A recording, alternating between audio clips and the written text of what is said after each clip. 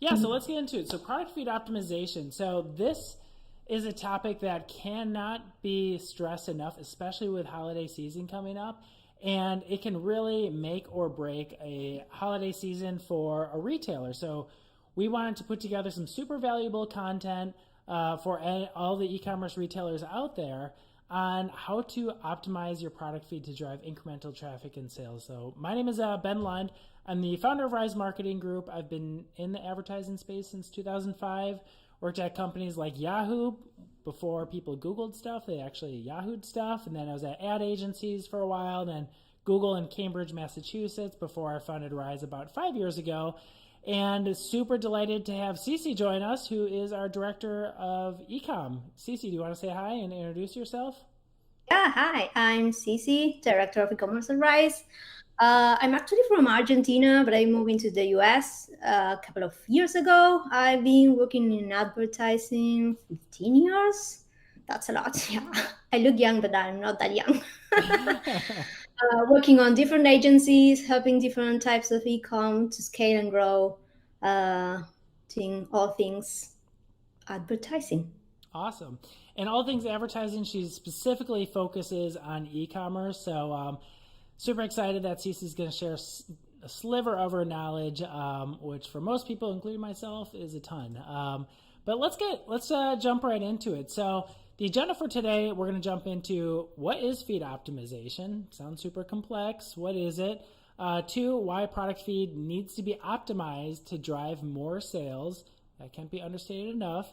And then three, we're going to get into specifically how to optimize with things that you can actually take out of this deck and out of this presentation and apply for yourself. And of course, if you need some expert help, we can have a conversation as well. So I got to ask, so Cece, on a scale of 1 to 10, how important is feed optimization? Well, I would ask you from a scale to one, from 1 to 10, how important it is for you to have a keyword list optimized to run Google search ads. Insanely important. The keyword in for search ads, the keyword is the most important element. If you have a bad keyword matching to bad intent, you're going to get garbage traffic. So, if I'm hearing you correctly, it's a 10 out of 10. That's your answer, yeah. That's a 10. It's a 10 of 10. relevancy. Yeah, it's the same thing. If you don't have an optimized keyword list for Google search, it won't work. If you don't have an optimized feed for search for shopping campaigns or PMAX campaigns, it won't work. Awesome. Yep. Definitely hear you on that. So, what is feed optimization? So, feed optimization really at when you boil it down, it's just structured data, structured product data that you're giving to Google so that way it can match your products to users. Now, Cece, I got to ask you, Google is smart. And I mean, it's obviously proven Yep. because it indexes the world pretty much. Do we even need this? Because can't Google just look at a product and be like, oh, I know everything about this product and match it to the user? Google is smart, but not that smart. It still needs your inputs, your signals, and there are some attributes that Google can't understand, at least not yet.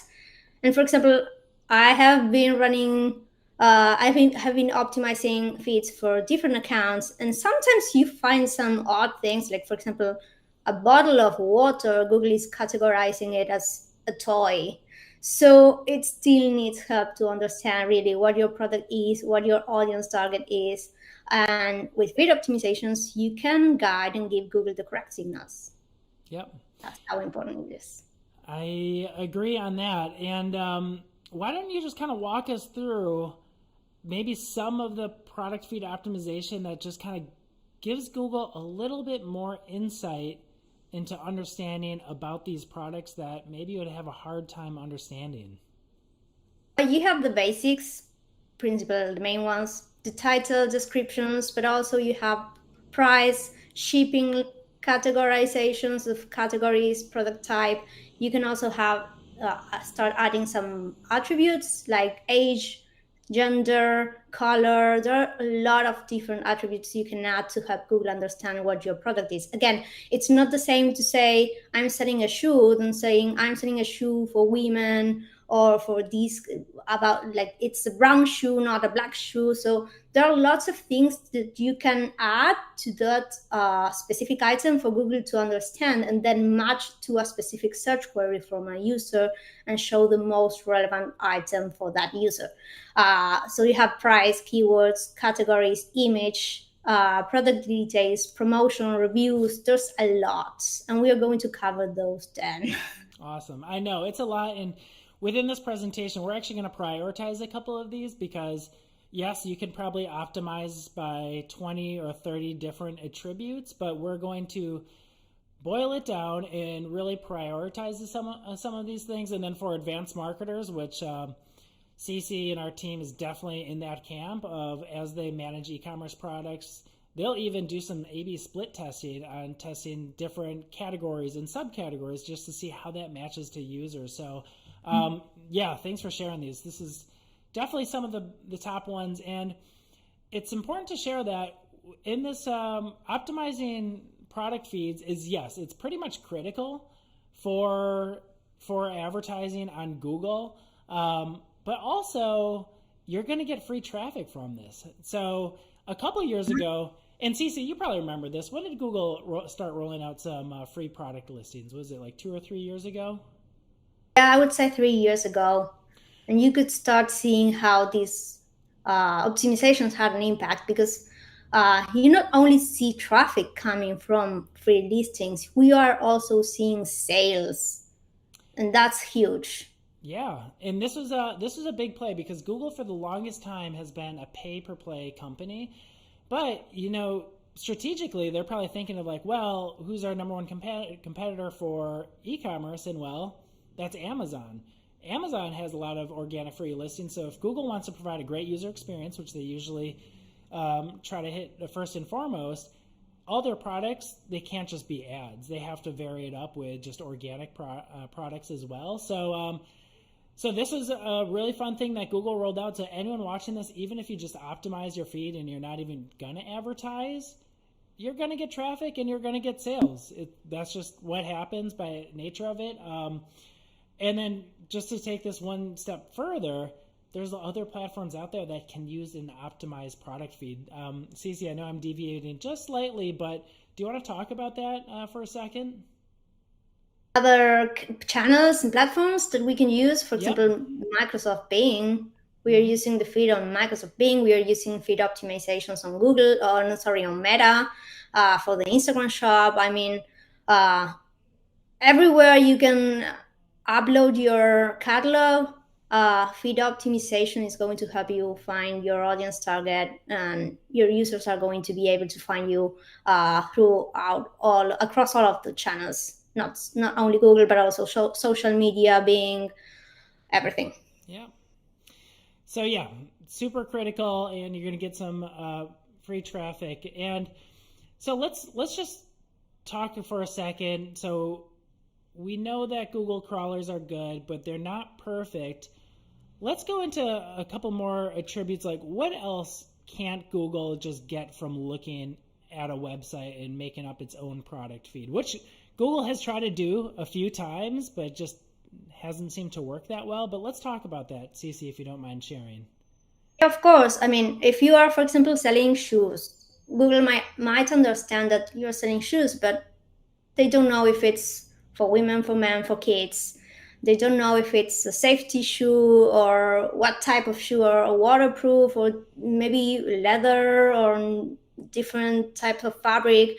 There are lots of things that Google doesn't know, and that's why you need to add those attributes to your feed so that Google understands. And if Google understands, then Google knows when to show your item and to whom to show your specific product. Yeah. And it's super critical because if you're advertising and let's say you don't have an optimized feed that has inventory, and let's say it's holiday and you're cruising through inventory, there could be cases where you're just advertising inventory that you can't even sell, and you're just paying for all this traffic. Well, there's things, for example, there are also some things like labels like in stock or out of stock. Google now crawls your e-com website and knows when you don't have something in stock or out of stock. But it had happened with different of our accounts that sometimes Google just misreads the signals and thinks that something is out of stock when it really is on stock. So you have to be super careful with that. There are some automatic things that you can do on Merchant Center, for example, but they are not 100% accurate. So you always want to check on your feed and what Google is understanding from or reading from your website. I mean, shipping is one, out of stock or availability is another one. There are lots of things you need to be really careful. Yep, absolutely. And as we're going through this, if anyone has questions on the chat, feel free to respond while Ceci and I are chatting. I'm sure someone on our team will be able to respond. So don't hesitate with sending over some of these questions. So we talked a little bit about advertising, but Ceci, tell me how important it is to have an optimized feed specifically for advertising, and we can focus on Google for a second. I would say that wouldn't launch a campaign, a shopping campaign or a PMAX campaign, if I do not have a feed optimized. Why? Because it would be just throwing money away. It's the same as optimizing a keyword list for search ads. Exactly the same. You need to think about that. What's the first thing you do when you're going to launch a search campaign? You think about the keyword list. You think how to optimize that. So what's the first thing you need to think about when launching a shopping campaign or a PMAX campaign is optimizing your feed. Why? Because you're going with the titles, descriptions, category, product type, all of those inputs and signals are going to help Google understand what your product is. And the thing is, if you do not have a feed optimized and you're giving Google the incorrect data, Google might start learning things that are not even helpful for you. So then what you will have to do is force Google to relearn to understand what your product actually is. So you would be spending money not helping Google understand what your product is, and then you will have to undo what you have done, spending more money to help Google actually understand what your product is. So it's kind of the most important thing if you're going to launch a shopping campaign or a PMAX campaign. Yep. And we see it all the time. We have clients that come over to us that they've been potentially advertising for a year or years with a pretty subpar feed, and even just clean up the feed, all things stay the same. We generally see some pretty substantial jumps. So anyone who's listening, if you have a product feed, don't advertise unless that puppy is optimized. And then another fun tidbit on feed optimization, outside of just making sure Google is aware of all the nuances of each product and attribute, you're going to stand out from your competition, and you can upload what makes your products, your store, unique, because it is a very competitive landscape in retail. And as you're showing below the search bar on Google, you want to have your products stick out from the rest. So there's a ton of different attributes that you can add, such as price, appealing images, copy, promotions, ratings, reviews. Ceci, are there any that are your kind of go-to to kind of stand out from the competition a bit?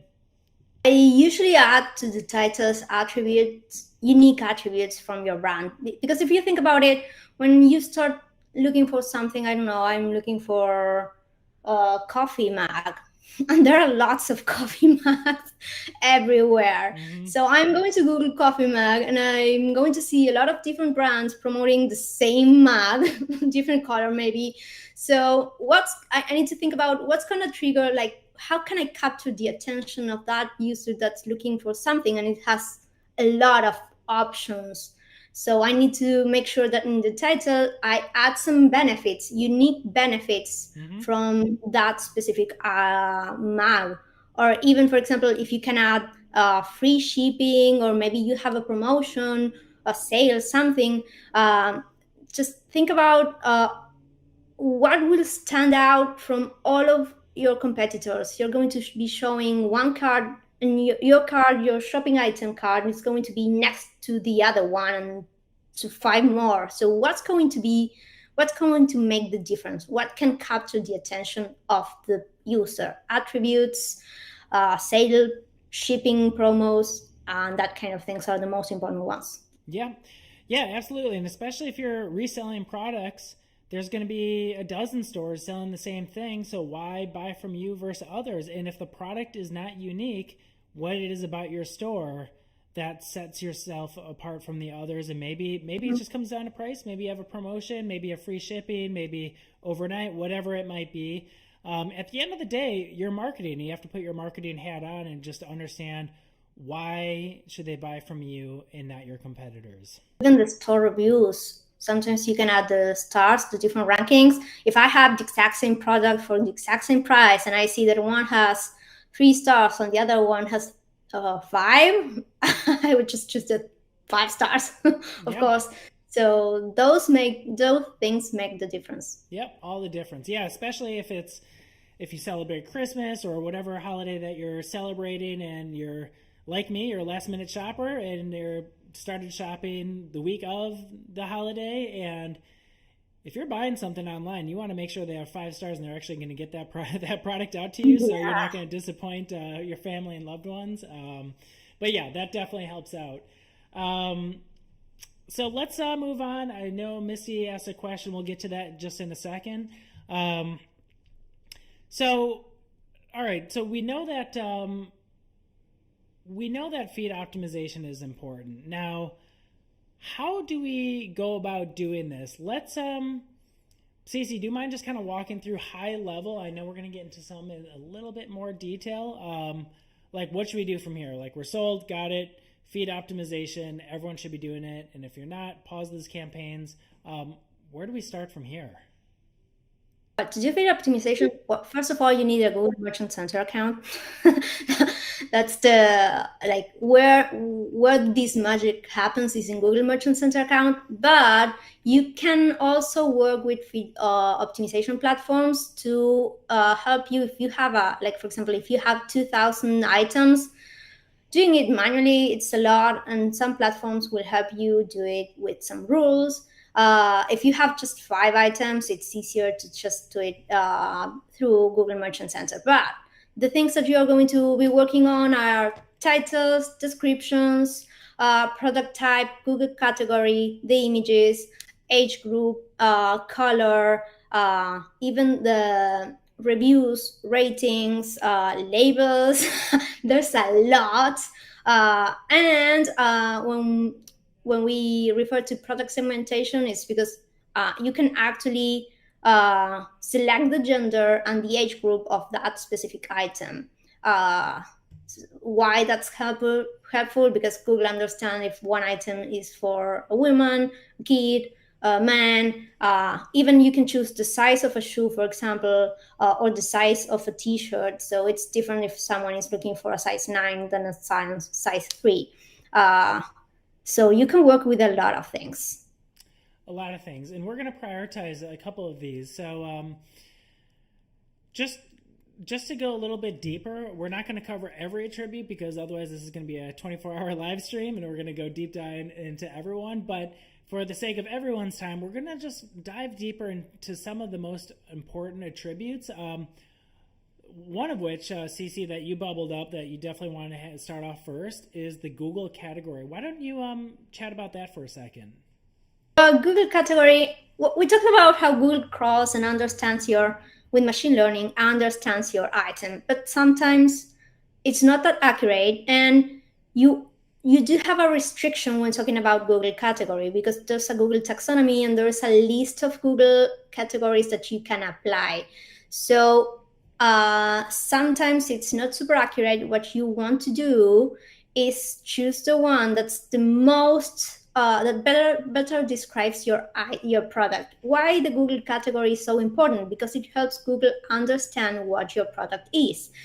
As I said, it's not, if Google understood that my bottle of water was a toy, it's going to be showing to all of those users that are looking for toys. Nobody's going to buy if they see a bottle of water, right? So I want to make sure that Google is understanding what my product is with the Google category. That's one of the biggest one. Yeah. Yeah, super important. Just to map that to the category, it's insanely helpful. And as Cece mentioned, sometimes the Google categories aren't as accurate, and you need to go a little bit deeper just to find out the right category. And Cece has a lot of experience even doing some A/B split testing on different categories because one, for whatever reason, is just going to match better with user intent, and doing that split test is super helpful, especially if you do it before holiday, when it matters the most. But that's another thing that you can do. Yeah, I would definitely recommend testing before. Yes, So what absolutely. happened? As we said, the Google category has a specific taxonomy. There's a specific list, and sometimes you say, okay, my product is just doesn't go under these categories. How can you help Google with that, with the product type? So, for example, this shoe, this is not any shoe. This is a safety shoe. This is a steel toe shoe. And Google product categories, there are two that might be somehow aligned to what I'm trying to sell. There's apparel shoes, but I mean, Google might understand that it's a dress shoe, a hiking shoe, who knows?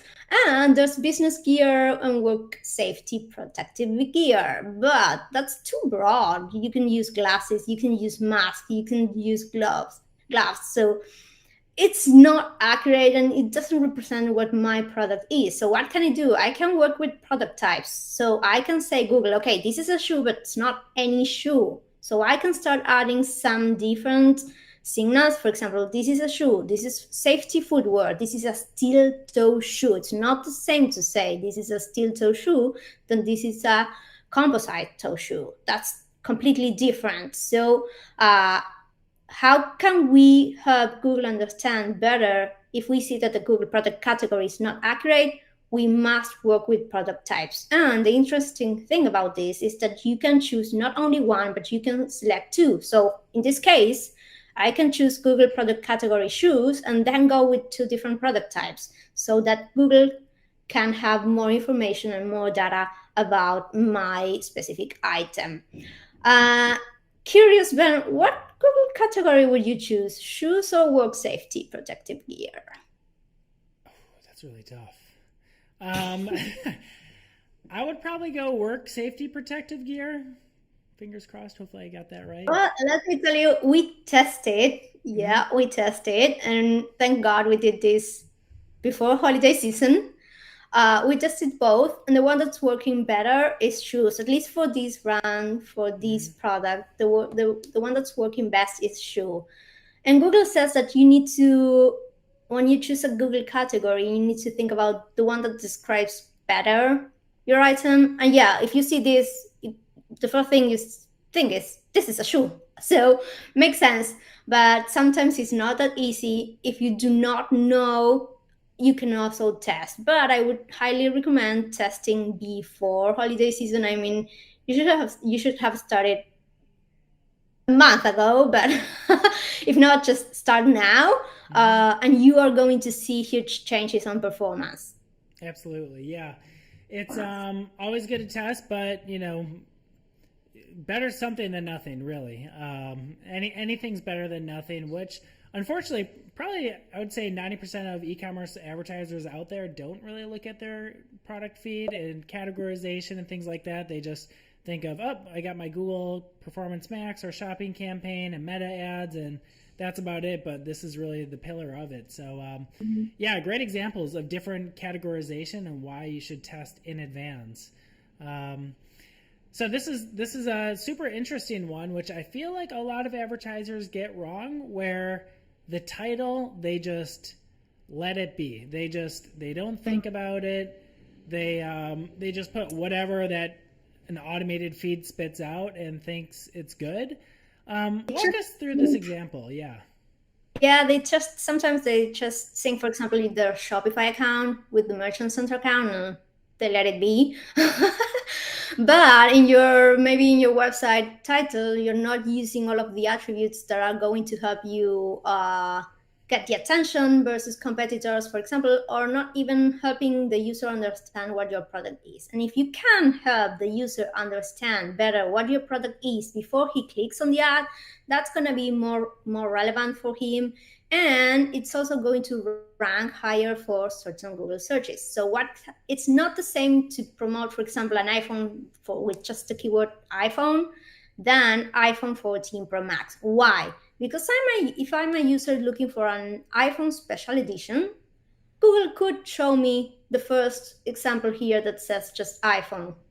But it's not going to show me, or it's not likely to show me the iPhone 14 Pro Max because I have that specific keyword on my title. So it's kind of, title works to segment also the kind of search queries that are going to trigger my item. So for example, another example, if I'm selling shoes again, with the shoes again, if I'm selling shoes and I'm looking shoes for my husband, maybe I'm going to look, Google thinks that I mean, Google knows I'm a woman, that I'm searching for shoes, but I'm not searching shoes for me. I'm searching shoes for my husband.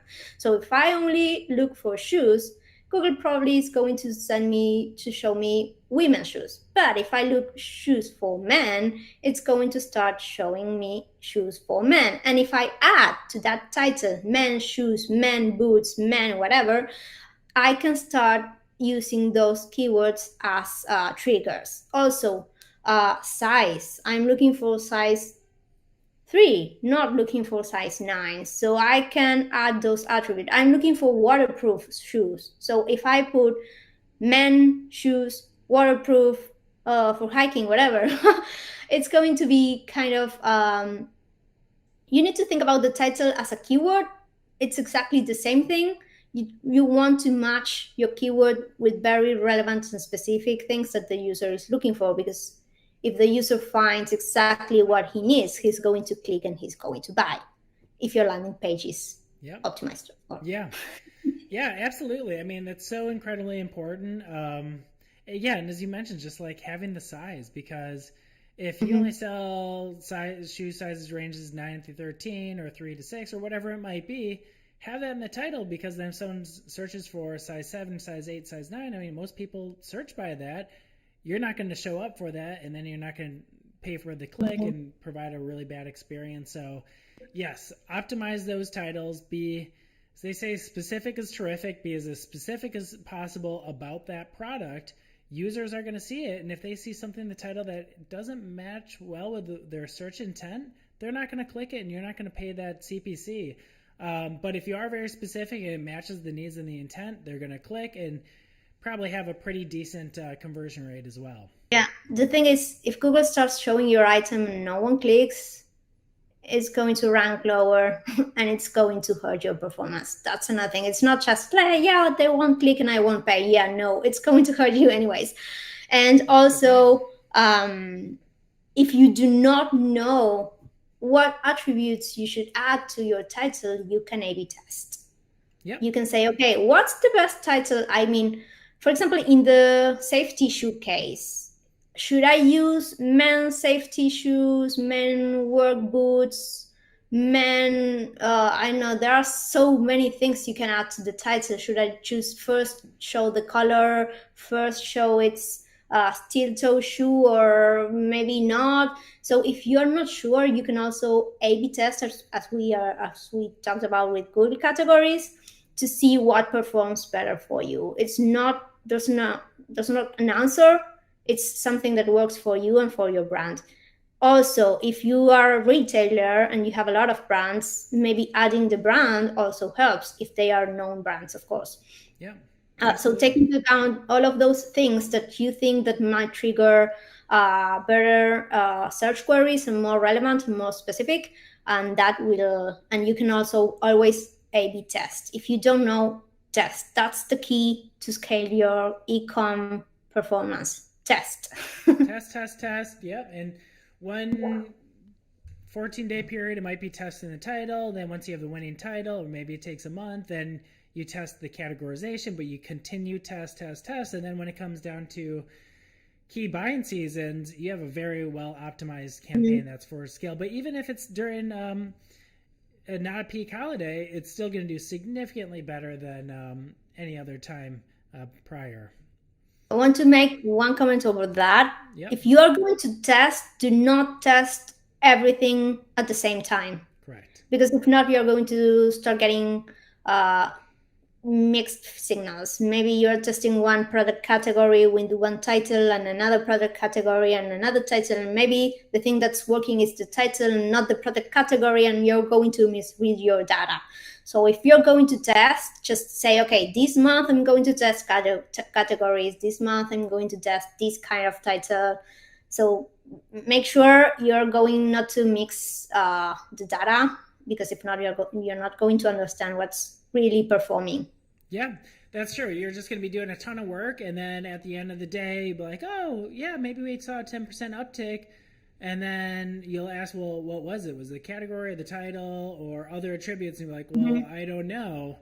And then so you didn't really gain. You just kind of did a lot of busy work. So yes, when you want to test something, actually have a test schedule, implement the test. Even though if you want to mess with the campaign, just don't do it. Keep your hands away from it. Obviously, if performance goes down, then you want to intervene.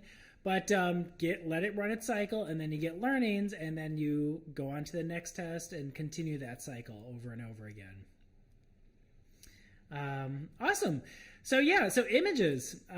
This is also super high up on product feed optimization, and why? It's one of the first things a user will see. So Ceci, why don't you talk a little bit about some of the best practices that you see from some of the products that generally do pretty well from an image standpoint? Yeah, so image is the first thing you see. High quality, kind of obvious. But one thing we learned is you want to keep it minimal. That's why you usually see white backgrounds showing the item. We have tested with lifestyle images, and depending on the item, depending on what you're selling, it works or it doesn't. But if you're going to go for a lifestyle image, try not to make that much noise. I mean, the interest should be in the product. You should be showing the product, not just the background. Also, avoid adding any call to actions, any stars with the promo, that kind of things. Google does not like that. And you don't want to do things that Google does not like, because that will hurt your ranking. There's a feature on Google Merchant Center that helps you optimize or automatically improve your images. That can help if you cannot go over all of your images and start optimizing them. Maybe that can help. Just make sure Google is not changing your product images. And one interesting thing that Google is going to start rolling up, it's in demo version. You're going to be able to edit your images, your product images on Merchant Center with AI. That's super awesome. That's so maybe really cool. You say, hey, Google, I want to show this camera in a sunny beach. I don't know why in a beach, but you want to. So Google is going to be able to edit that image and show it with a beach background. That's cool too. I mean, there's some nice things to have, and maybe if it's, for example, summer season and you have the same product image then for winter season, you might want to change some things, and that can help. But anyways, that's another thing you can A/B test. In fact, if a lifestyle image is going to work better than a white background image, that I would suggest A/B testing. Again, another A/B test to run. But usually what works better is the image that shows the product and doesn't make any noise. Yep. Yeah, it's super interesting that, I always thought it's like, oh, let's do lifestyle pick, because actually on other platforms like Meta, with actual ads, product ads, generally speaking, it seems like lifestyle and video product images or videos do the best. But when it comes to Google Shopping, clear out that background, focus in on the product, but it's not like that every time. So yes, as you mentioned, tests, and pretty cool use case for AI of just like testing. Maybe it's those workplace steel toe shoes. maybe put it in a factory setting or a Yeah. manufacturer setting just to see. I don't know. Worth a That's test. that would be an interesting A/B test, because I mean, if you actually see that shoe, you're not that sure if that's a safety shoe or maybe a dress shoe. It's kind of, Yep. yeah, it could work for both, but you would. But if you use it with the background of of an industry, maybe it's more clear for the user that's not an issue, that it has a specific use. Yeah, absolutely. So a lot of fun things that you can test on images.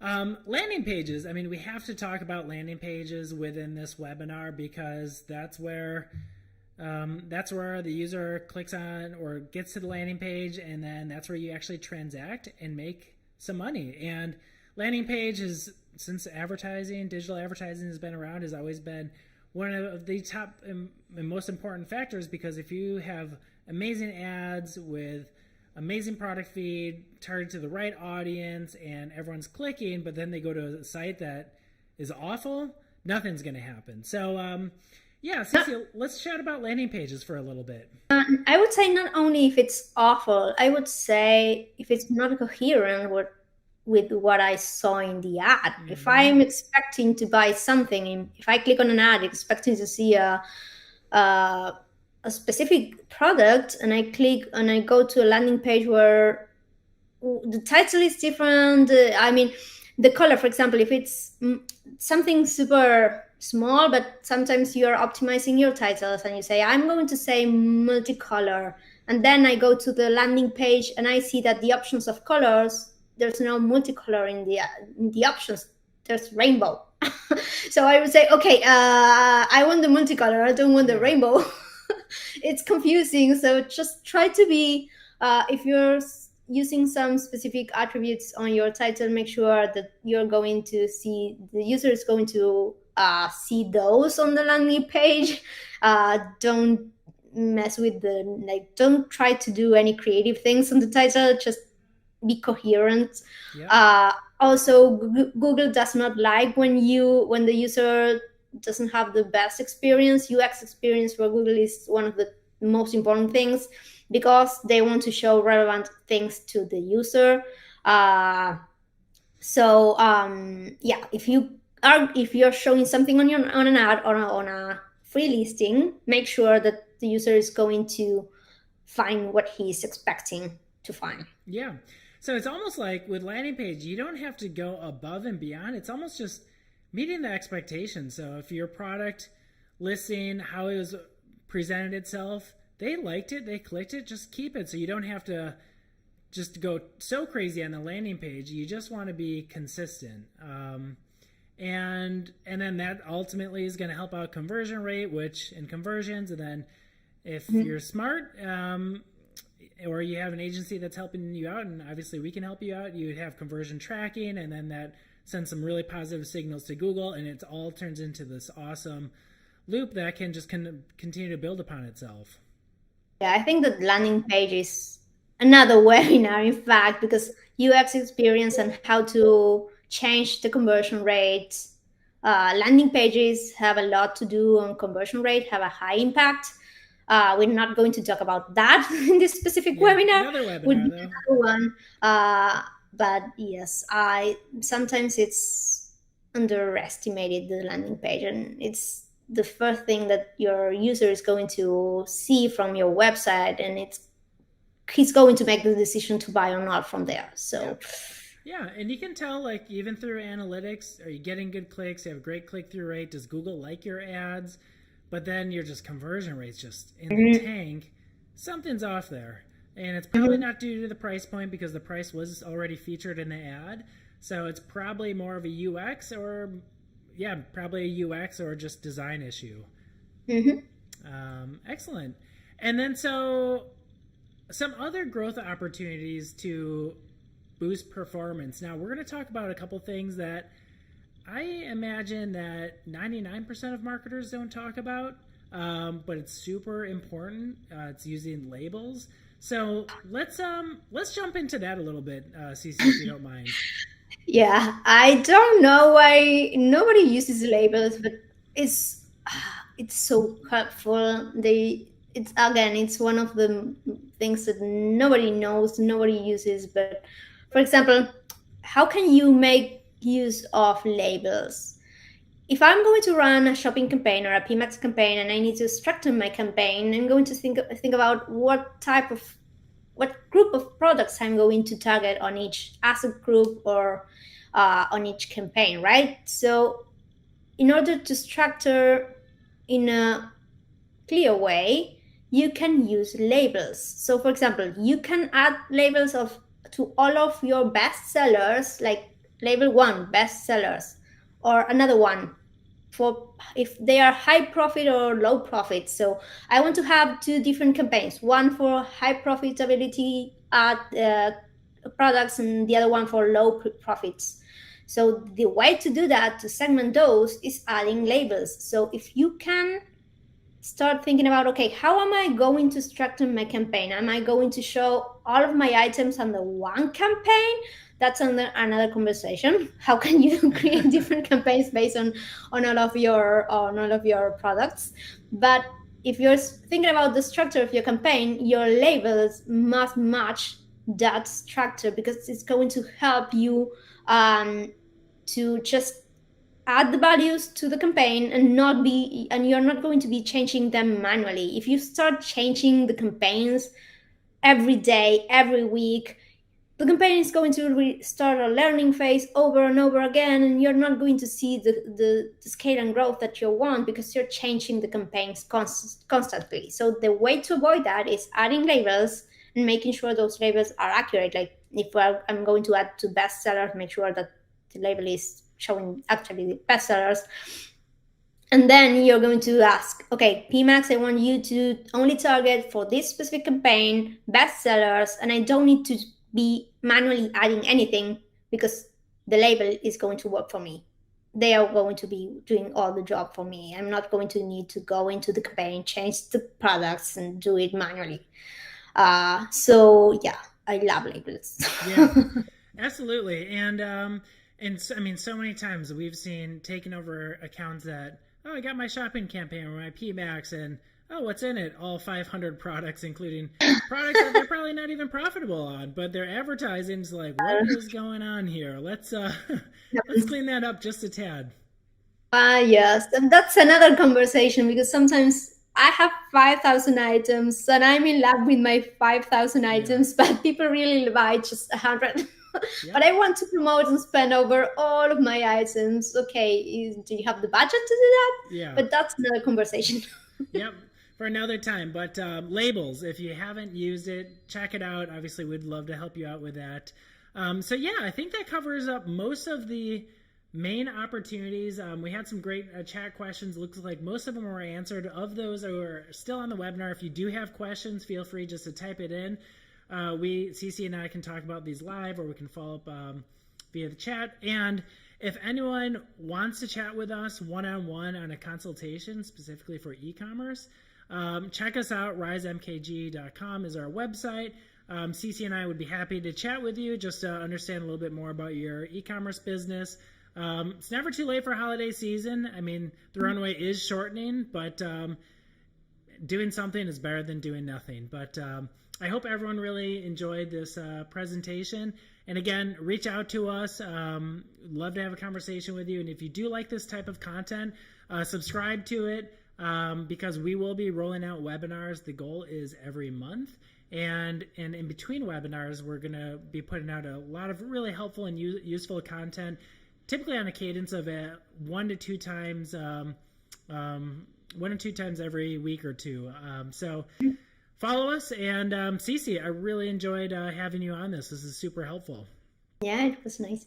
Thanks Awesome. for inviting me. Yeah, absolutely. Well, we'll chat soon, and wishing the best holiday season for all those e-commerce marketers listening to this.